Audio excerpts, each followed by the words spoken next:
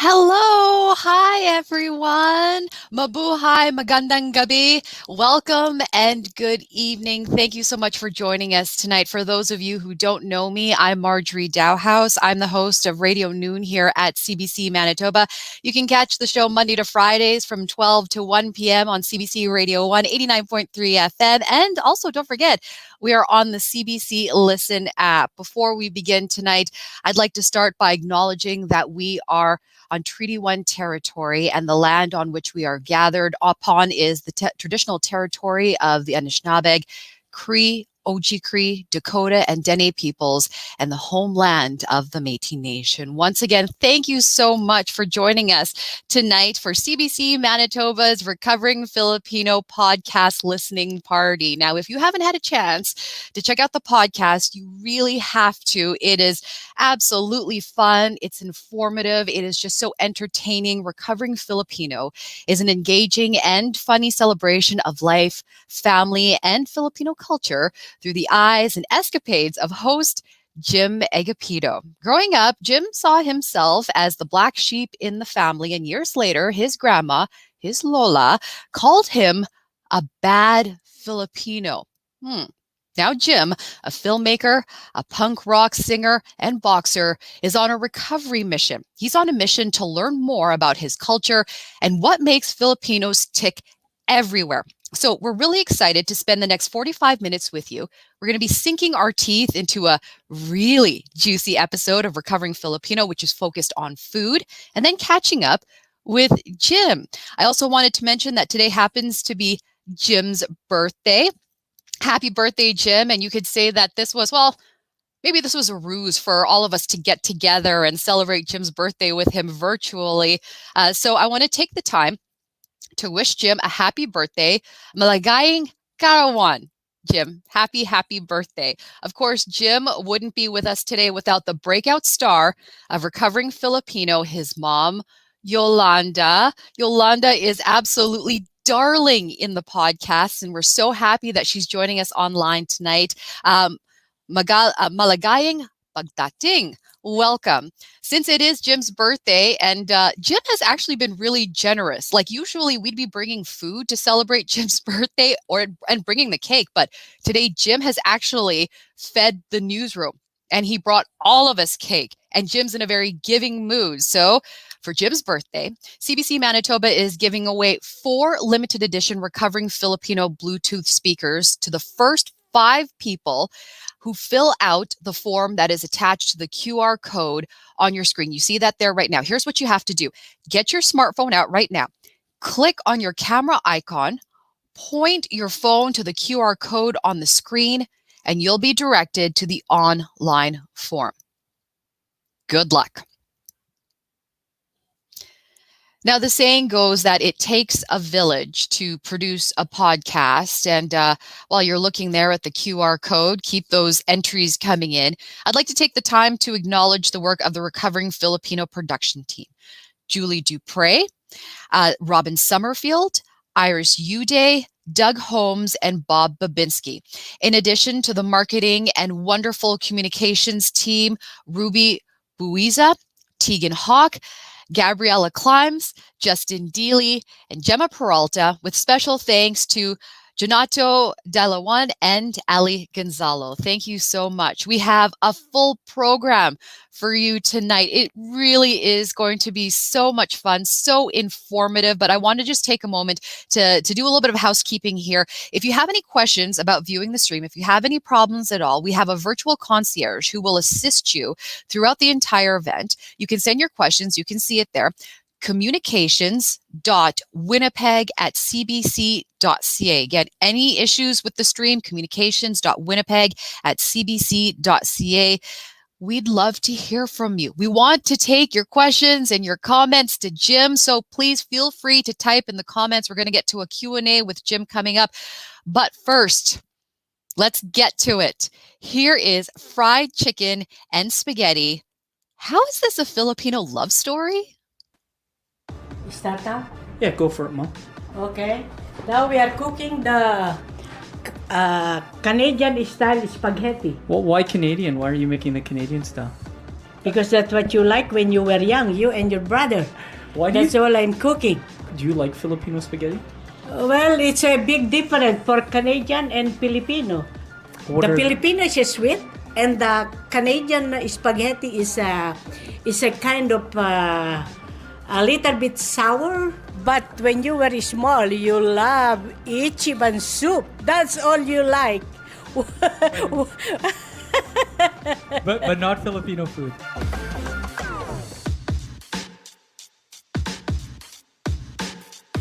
Hi, I'm Jim Agapito, and that's my mom, Yolanda. We're in her kitchen, and as usual, she's making me something to eat. Yeah, I'm a lucky man.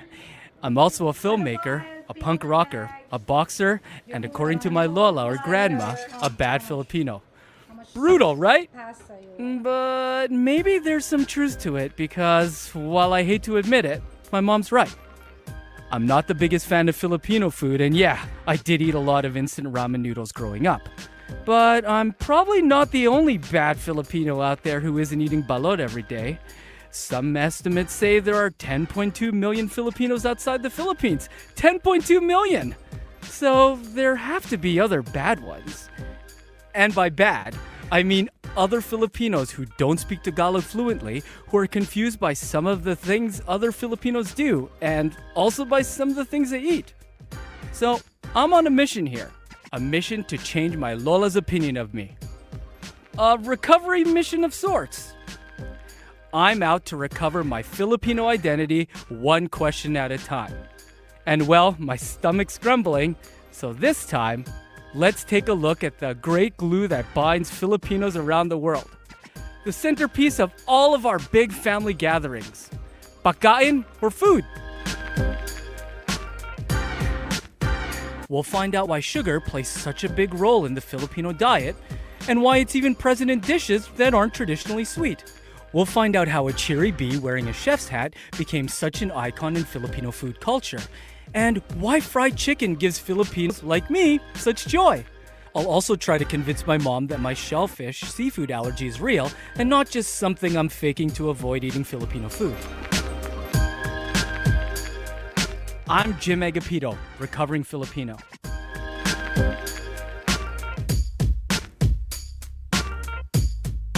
So while I may not be the biggest Filipino food fan these days, it wasn't always like that. When I was young, I had no qualms about bringing Filipino food to school. Obviously, it was lumpia, which are tiny pork or beef egg rolls, or pancit, which is a noodle dish like chow mein. But something changed in high school. I didn't want to lug around a gigantic Tupperware container or a makeshift container made from tinfoil. So instead of lumpia and rice, I was eating pizza pops and bad sandwiches. But I also had and still have an obsession with fried chicken. Heck, I even have a fried chicken tattoo on my thigh. And lucky for me, fried chicken is usually part of the buffet at every Filipino gathering. I still am a picky eater. And the only way my family could get me to come to parties was to promise me fried chicken. Because they knew I wouldn't touch that pork blood stew or fertilized duck egg.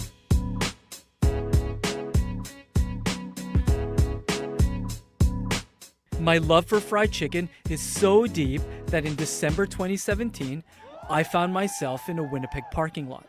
Jolly morning, everyone! I was in a lineup with hundreds of people outside a new fast food joint with my mom. And it was cold. Okay, that's a bit of an understatement. The temperature hovered at minus 26 Celsius, but felt like minus 36 with the wind chill. More of a Fahrenheit fan? All right. It was minus 14 with a wind chill of way too cold to be standing outside for hours. Now, everyone there had one goal: to satisfy a fried chicken and spaghetti craving, but not just any spaghetti, sweet spaghetti. It's just one of the dishes Filipinos love. Actually, why do we love such sweet things so much? And what's up with sweet spaghetti? Isn't spaghetti Italian? So, how did it become one of our go-to dishes?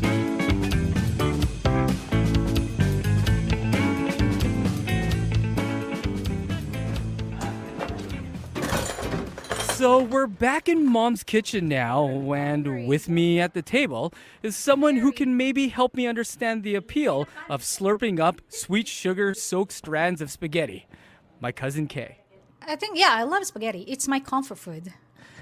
Filipino spaghetti your favorite? Yes. You can just buy it everywhere now. So if you really miss back home and you want the Filipino style spaghetti, it's easy to get it. Easy to get, but not at my mom's house, which is where my cousin lives. You see, my cousin, Kay Galang, moved to Winnipeg from Jaén, Nueva Ecija in the Philippines. She became a Canadian citizen in 2017. She had to get crafty to get her sweet spaghetti fix. I can only imagine. My mom first made spaghetti. You first arrived here and you probably looked at it and you were like, ugh. Yes, actually it's easier to add sugar, but I don't want to hurt her feelings when I add sugar on it. So when she's going to the living room, I sneak and put some sugar on it. Confessions now. Now my mom will, now all of the world will know. Yeah, but she knows eventually as time goes by, because I already told her that that's not how I like it. So if it's okay that I sugar on it, and she said, yeah, it's fine.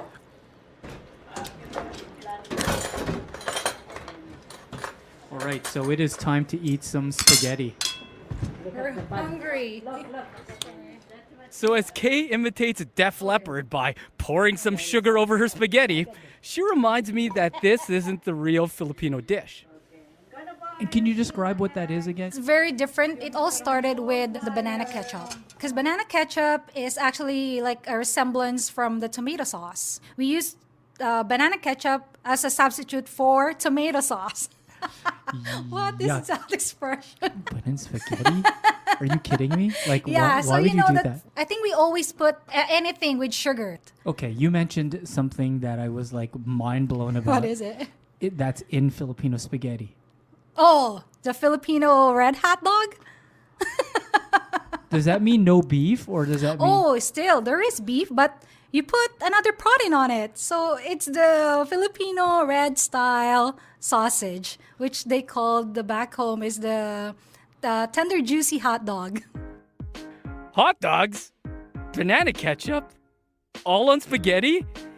Out of all of the Filipino dishes out there, how can this be my cousin Kay's favorite? And how is this even a Filipino dish? While I'm not one to yuck someone else's yum, this all sounds pretty yuck to me. Kay insists I have to try it. Lucky for me, I filled up on my mom's Canadian-style spaghetti, but I don't think I'll be able to put her off for much longer.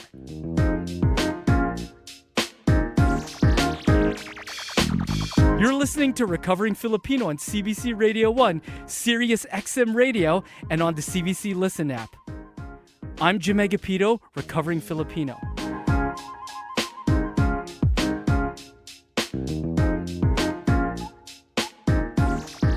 As Kay enjoys her spaghetti-induced sugar rush, I continue with my recovery mission.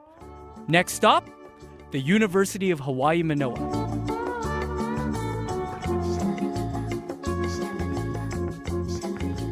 Listen, if I combine spaghetti, banana ketchup, and the spaghetti add sweet sausage, Filipinos will come. That's Patricio Abenales.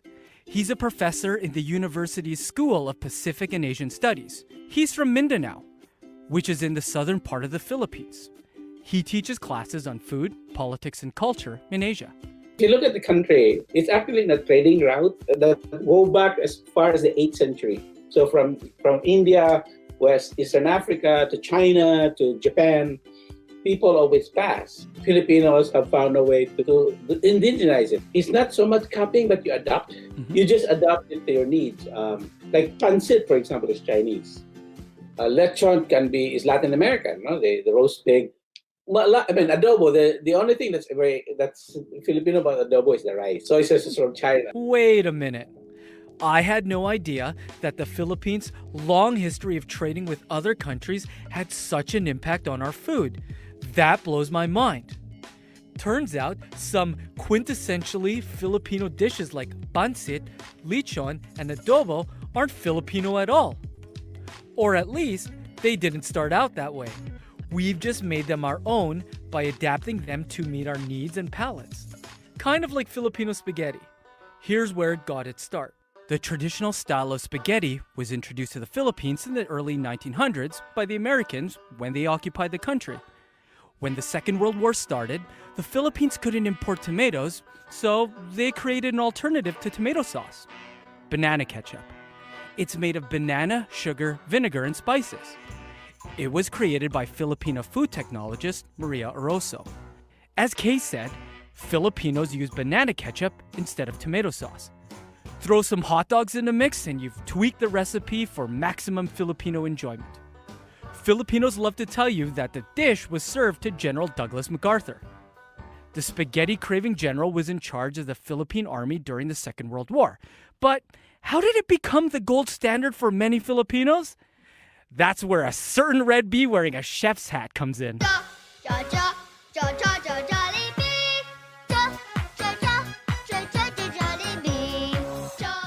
Want something to take hold in the Filipino food community? Just add it to the Jollibee menu. One of the guys who owns Jollibee worked with McDonald's. He realized that they have a perfect system, fast food, but Filipinos don't eat fried potatoes. And they think that the burger is bland. So what did he do? He did two things. One, fried chicken. Because we love fried chicken. So by tweaking what Patricio describes as McDonald's perfect fast food system, Jollibee was able to win over Filipino fast food lovers. When the original Jollibee opened in Manila in 1978, the menu didn't include what you'd expect from a fast food joint, like French fries and regular burgers. Those weren't big sellers in the Philippines. Instead, there was rice, sweet spaghetti, and fried chicken. That helped Jollibee to outsell McDonald's in the Philippines. It's one of the largest international fast food chains in the world. Not bad for a restaurant that caters to the Filipino palate. Remember my obsession with fried chicken? My titas would always talk about Jollibee fried chicken. They always claimed it to be the best fried chicken out there. It's even listed on the menu as Chicken Joy. Why? Because fried chicken gives Filipinos joy. Patricio says there's something about the way they cook it. He says it's in the oil. And many Filipinos can attest to this. Jollibee's Chicken Joy is definitely greasy, but in a good way.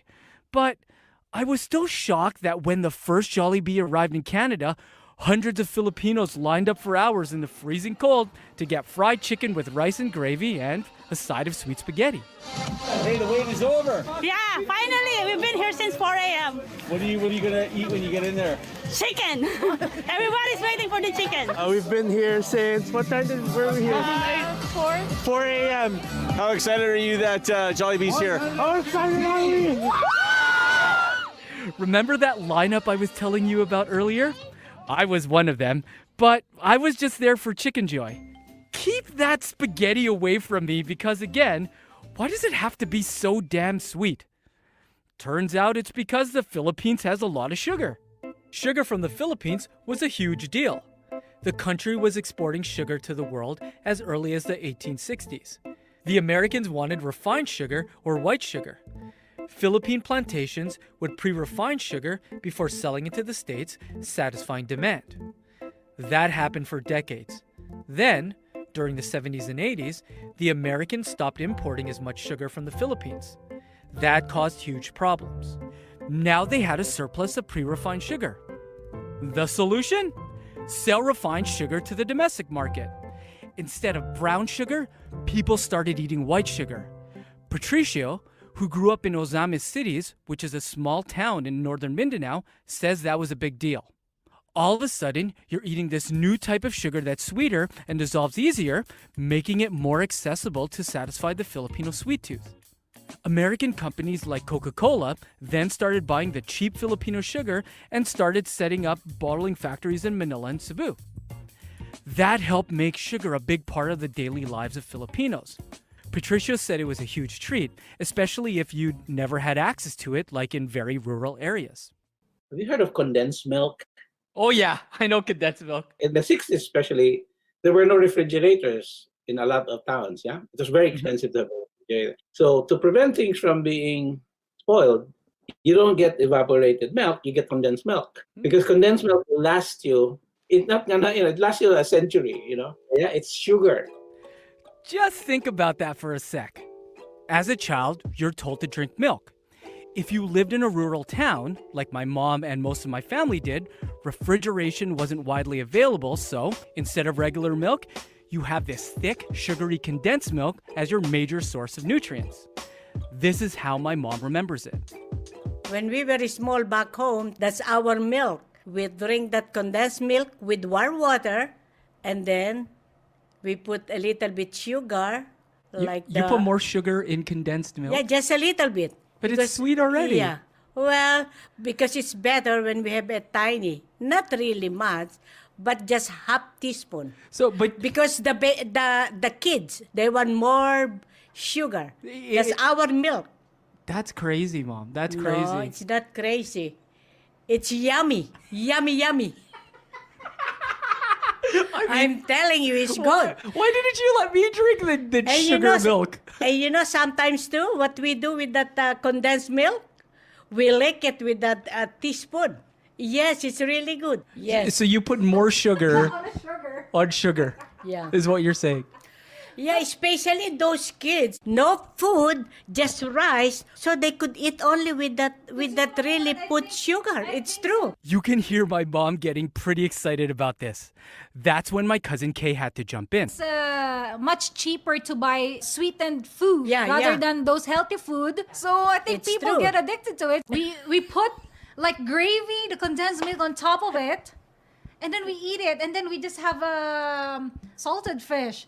So that's how we eat it. I remember, oh my God, I just remember it now. Yeah, to mix with Or the sometimes- warm milk, with warm rice. Yeah, it's true. Yeah, it's true. Oh my God. It's true. Sugar Telling on you. sugar, Mom. Sugar in the morning, sugar in the afternoon, sugar every day, and that's it. So I'm a little jealous. My mom says we are fortunate to have grown up in Canada because these little things aren't even an issue. Sometimes I forget that, and I get it. If you grow up surrounded by so much sugar, of course you're gonna develop a sweet tooth. It's just like Kay said, you get addicted to the stuff. So it just makes sense that you would crave sweetness even when you're eating something that normally isn't sweet, like spaghetti. And all of that sugar can, of course, lead to all sorts of health issues like diabetes. It's a growing health concern in the Philippines, and our cultural preference for high sugar and high starch foods is to blame. But it also hits close to home for me. So I'm curious. I know that Dad has like mild and And Lola too. Lola has mild Yeah. diabetes. Yeah. But they have this medicine to back up like that, so they don't get it high like that. So what does that mean? Why do you think that Filipinos have then at least with our family, why do they have diabetes? I think according to them, in the Philippines, it's hereditary. But here, the doctor said no, because they could control here. That's what the doctor say. That you could prevent that high sugar or diabetes, we call it. So what is it exactly about then the Filipino diet that causes the diabetes? That's what I said. On that time, nobody go to the doctor. Something, yeah. Does that have to do with the fact that there's so many sweets like condensed milk and all of that in the... No, not only condensed milk.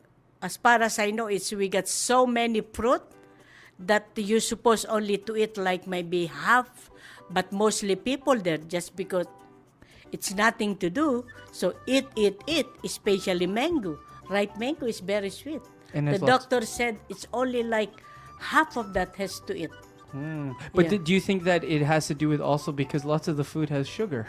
Yeah, it's true. Yeah, I think so. Oh, Mom. She has such a hard time accepting that maybe her beloved sugar is the problem. But come on, Mom. Let's not blame the mango.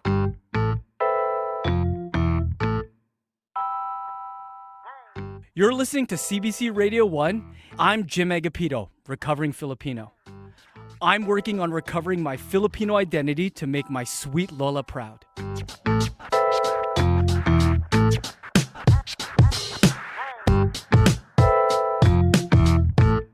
Now, I have to admit, even if I'm not a big fan of Filipino food besides the fried chicken, there is one section of the buffet I have to hit up at every Filipino shindig: the sweets section.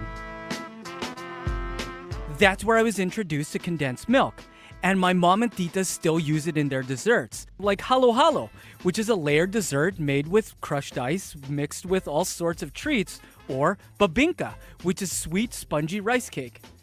Filipino desserts are one of the only Filipino things I eat. Guess I inherited the sweet tooth.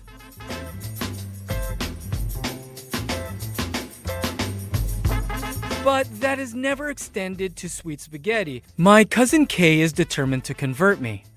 She's convinced that if I give her favorite Filipino dish a shot, I'd switch sides to Team Sweet Spaghetti.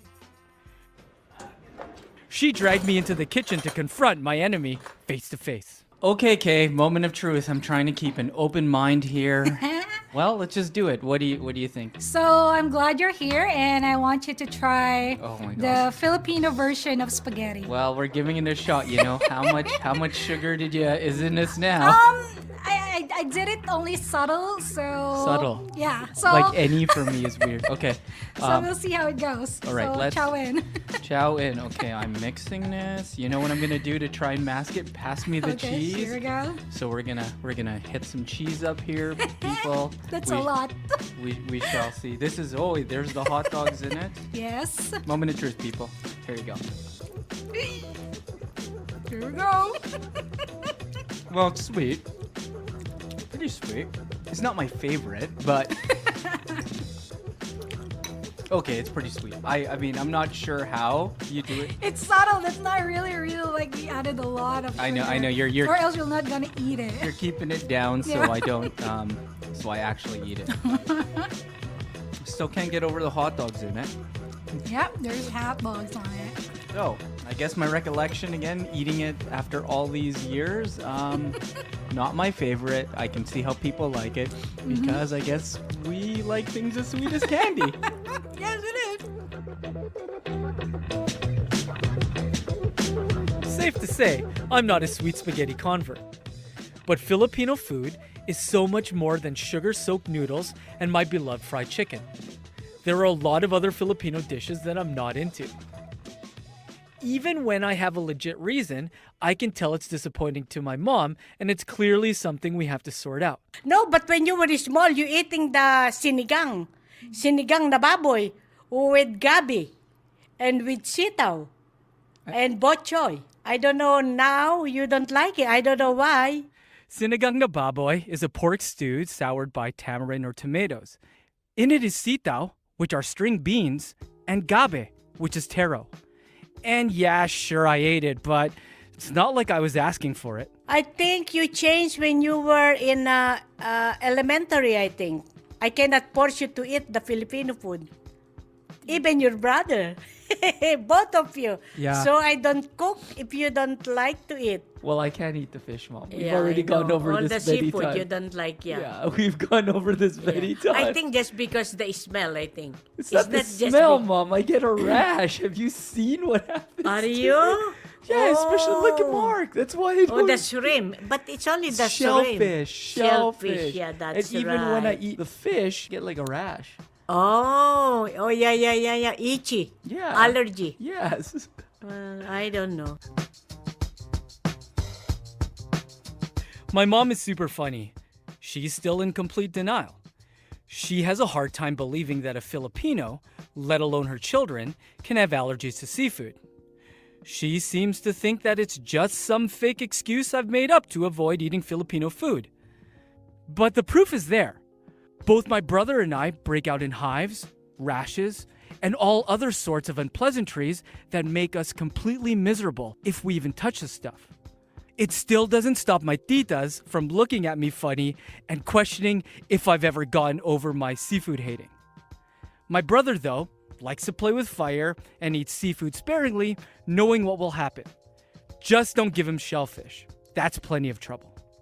You like the fry fish on that time, but after, I don't know why you hate seafood. I can't eat it. I get. That's what you said. So now I just only cooking what you like, not the seafood. Nothing. So is it because all Filipino food has seafood in it? That's why I don't eat it. Well, but for us, we love seafood. You know that. But I can't eat it. I don't eat it. I know. Since you're small, but remember, Oh, you're yeah. vegetarian Oh, yeah. for 10 years. That's why all special vegetarian I'm buying and so expensive. I think Lola really was mad at me for a while. I know. Oh, my decade of vegetarianism that almost got me kicked out of the family. You see, the Filipino diet is rich in meat and seafood.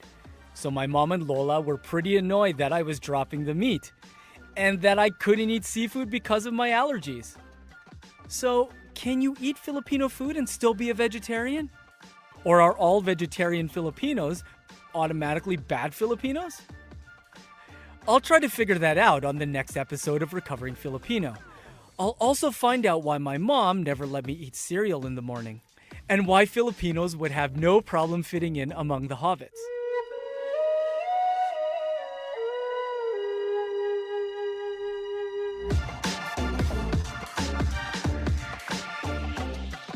Recovering Filipino is hosted by me, Jim Agapito. It is mixed and produced by Julie Dupre. Julie and I did the research and writing. We got tons of extra help from Robin Summerfield, Doug Holmes, and Iris Uday. Like the show? You can listen again to this episode and past ones at cbc.ca/recoveringfilipino. Or follow our podcast on your favorite podcast app. You can also reach us by email at recoveringfilipino@cbc.ca. And Lola, if you're listening, I totally get the sugar thing, but sweet spaghetti? Nah.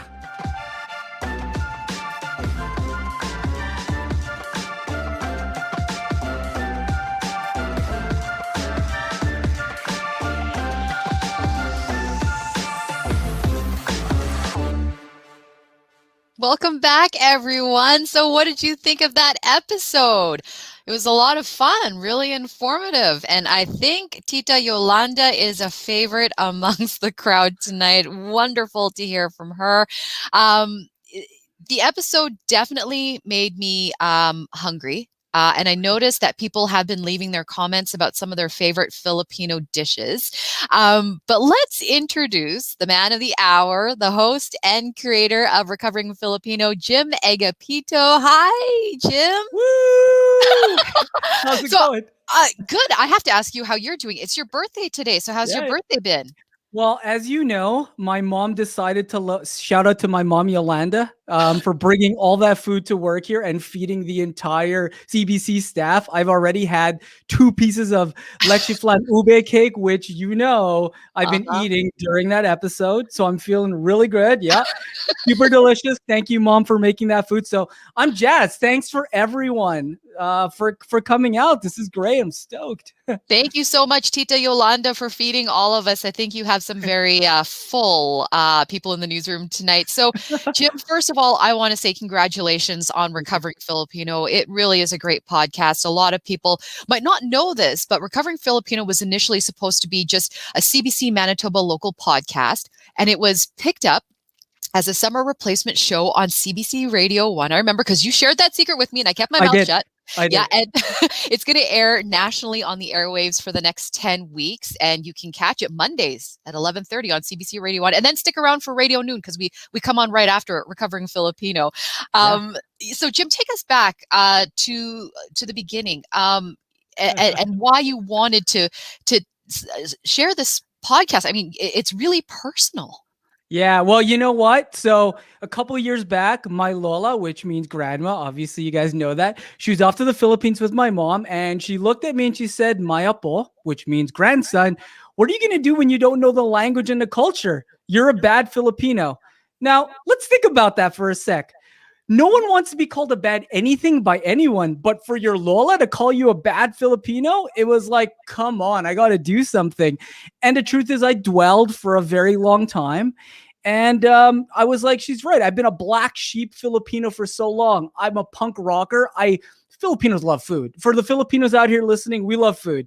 Can you imagine telling your Lola that you're not going to have the food because of a lifestyle choice of being a vegetarian? Man, that is going to get you thrown out of the family. Not to mention I was a punk rocker. So I looked a little strange and it removed me from the family. And, you get older and my Lola's 98 this year. And I don't want my Lola to die with a broken heart. I've got to try. So I've got to be a good grandson. And that's where this all came about. Now, your Lola, has she had a chance to listen to any of the episodes at all? Well, from what I hear, she knows what's going on. In fact, if the internet connection is good, Lola might be actually listening. I don't know what time it is in the Philippines, but I know there was a ploy for the fam out there to be listening, so they might be listening on here. And if they are, then Lola, how am I doing? What does your mom think of this? I mean, your mom has become a star. Everyone keeps commenting about Tita Yolanda in the comments. Yeah, Tita, my mom is a star, and it's so funny. My mom, we always joke about it because she's just like, I'm like, Mom, you're a star. People want to hear from you. And she's like, oh, I don't want to be famous. And I'm like, what do you mean, Mom? She's like, they might kidnap me. And I think she's joking, but I'm like, it's so funny, Mom. I'm embarrassing you a little, but it's true. My mom is the best. And you know what? Like the connection she and I have, it's so genuine. My mom is such a naturally funny person, and having these conversations to dig deeper into like why as Filipinos do the things we do and why it's so relatable to such other cultures out there. Man, it's the best. And I get to hang out with my mom. My mom rules. Mm-hmm. So now that, because you said you reconnected with your mother, you had a chance to really explore Filipino history, Filipino roots. Was there something that you learned along the way that really struck you that you didn't know before, or that might have changed your mind? Colonialism. I am so not down with colonialism. And when I think about the United States and how the United States in the last century had such an impact on the Philippines, it's mind blowing. The fact that, okay, Filipinos, we're short, but we love basketball. Why is that such a big thing? America. Why does our flag look the way it does? America. There's so many things that are mind blowing. But what's so interesting about that I'm learning is that the Philippines has taken some of the other cultures and we've adopted it to be our own. Not to mention that we're so diverse. There's hundreds of different tribes and different dialects in the Philippines that it's super cool because I'm discovering such new things all the time. Makes me such a proud Filipino, I've been this black sheep, kid for so long, and I'm like, to be the expert in my family now. I'm okay. My mom out there, you can respond. Me being that person, come on. That and my cousin out there, come on. Like it's wild to me. It's so wild. Speaking of your cousin, as we heard there in the episode, they were trying to convert you to sweet spaghetti. And I have to admit, I am not a sweet spaghetti fan at all. My family has forced me to try it. I will never like it. Not even if Jollibee is selling it. I have to ask you now. Have you changed your mind at all? No. And you want to know what happened? The weekend, there was a family get together. Shout out to my cousin Carl. It was his graduation. So, we had the backyard party and there were people there. And guess what's the first thing my tita brings out? They bring this vat of sweet spaghetti and they're going to look at you and they're going to, oh, you're going to try? Because they know, they know that that's a thing and they've listened. So they know. And it's like, you got to be nice and do it. But I'm sorry, fam. I'm a hater. I know there's lots of people on this chat that love the sweet spaghetti. I'm not convinced. I know I get random messages from people saying, you got to try my stuff. If you can convince me, word up. But I'm not sure it can be done. I'm not sure if it can be done. Now let's get to some questions from our viewers here. From Judy, where is the cake from? Did Tita Yolanda make it? And will she share the recipe?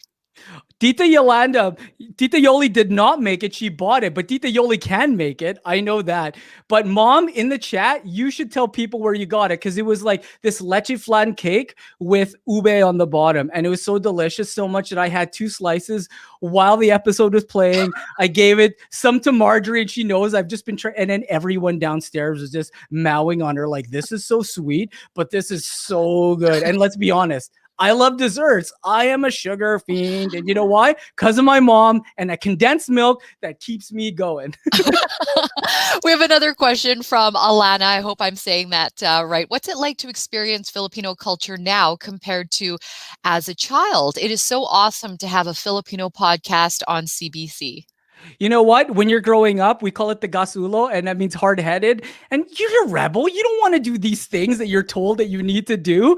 And so I swayed away from it. But now, looking at it, I'm so stoked. Like, it's cool to understand that you can be as much a Canadian as a Filipino. You have to be proud. I look at it. I look in the mirror. I'm Filipino. No matter what happens, I'm always Filipino. But to actually understand why my family does the things they do, or why my, relatives do the things they do, and why so many things are so important to us. Like, there's so much like the superstitions. Oh, there's so many things that I can't wait for you guys to hear more of because it's just mind blowing and explains so many things, that us as, this generation of Filipinos growing up here in Canada, like we don't understand why, but we got to understand and we got to embrace that because that's what makes us us. It's the stuff that gave our family strength coming over. It's all the things they believed in generations back. It's so important to know that, and it's so important to pass that on to, the younger generations who I know, my cousins that are on here, they totally are like, thank you,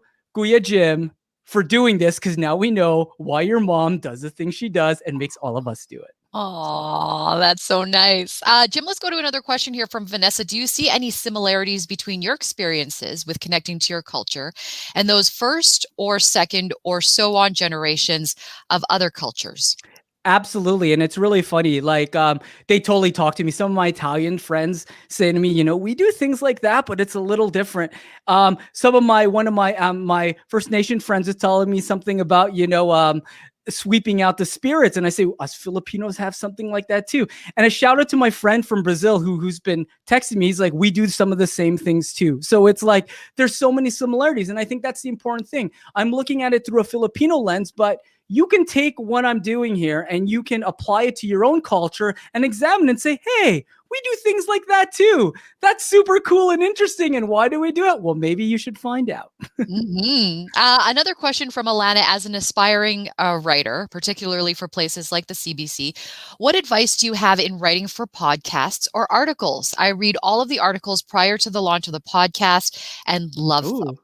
Well, you know what? I can say this. If you're writing for a podcast, think about putting your own personality while you interview. Think about what you think makes like the conversation interesting and just be yourself. Be yourself and write that into the way you ask questions. That's one of the things I've learned. I mean, I'm new. Shout out to Julie Dupre, who really, my producer, who like she held my hand, has made me a better storyteller, and I owe her so much, and really helped me become a great storyteller and learning a new medium because I'm a filmmaker. And it was like the trick was be yourself. Like, and that's what I learned to do is just be yourself and ask questions. I mean, that's what it really is. The reason why I think I am the way it is because I'm so curious about things. And I don't know. Sometimes I'm a hater, so I need to be convinced. We have a question here from Viz Lumen, who Oh, was Viz. featured on one of your podcast Viz. episodes. Yeah. During your research of all things Filipino, what was the most surprising thing to learn? Oh boy. Well, there's an episode coming up about karaoke and how there's one song that is so controversial that it is the death song. And that's what I'm going to leave it on that because I love karaoke. And let me tell you, there's a song that is so controversial, it's going to knock everyone's socks off. Like, let me tell you. Okay, so sing us a little bit here because we have a couple more questions coming. But yeah, you said I get to prompt you to sing. So I want you to You sing that are song. my fire, the one desire. Let me tell you, if you have ever seen me do karaoke, I love it so much. I love that BSB. I love Hall & Oates. I love some of them 80s tunes. I even like doing Metallica. Let me tell you, I will challenge you karaoke. I might not beat you at the singing, but performance-wise, hello, I can be a champ. We're really going to have to get you to do a little bit more karaoke here. Maybe we'll have to do another viewing Anytime. party, but yeah. Maybe we can do a duet. What's your favorite song, Marjorie? Duet. Come on. Do you sing karaoke? I have so many. At the CBC Christmas party, I did Bobby Brown's My Prerogative. So there you go. Okay. Maybe we might have to hit some of that up, some BBD, maybe some New Edition. All right. I know. We have a question from Judy. What advice do you have for the kids and young adults listening who are balancing their Filipino identity while growing up in Canada and North America? Embrace both and know that you need to keep your Filipino identity strong. Don't do what I did. Don't go and spend so many years, don't spend decades not knowing. Know, embrace it, and teach other people about it because it's so important because it makes you you. And you can be an individual and you can embrace it, but you got to know where you come from. And that's so because it was the missing part of my life, you know? You can be a rebel, you can be a trailblazer, but let me tell you, don't forget where you come from. Absolutely. You know what? It's interesting because your podcast has really made me reflect on my life because I was born and raised here. I'm still learning a lot of things. Yeah. And so it's absolutely interesting. And I can totally understand the episodes and what you're going through with this podcast. I want to take this time to thank you everyone for joining us tonight. Happy birthday, Jim. Yeah. Thank you. And shout out to my niece my niece Miku, who sent me a message of happy birthday while it's going on. She's so cute and she's in one of the episodes and I love her so much. And shout out to all my friends out there and all the people that help because you know what? It's the best. Like Iris, Doug. I mean, I can go on Robin, Julie, so many people, Bob, they all helped out. And like, you know what? I'm so new to this. I've been a filmmaker going and doing a new medium of trying to storytell. It's been amazing because I've learned so much about myself. So thank you everyone that's helped. And you know, my heart, thank you so much. Thank you so much, Jim. Well, I want to thank everyone for tuning in. I want to remind everyone, check out the podcast. You can find the podcast on wherever you find your podcast. Also, it's on the CBC Listen app. The podcast is actually charting on Apple. Wow. And don't forget to rate, review the podcast. Thank you again so much for joining us. I'm Marjorie Dowhos. Enjoy the rest of your evening. And thank you once again. Salamat po. Bye.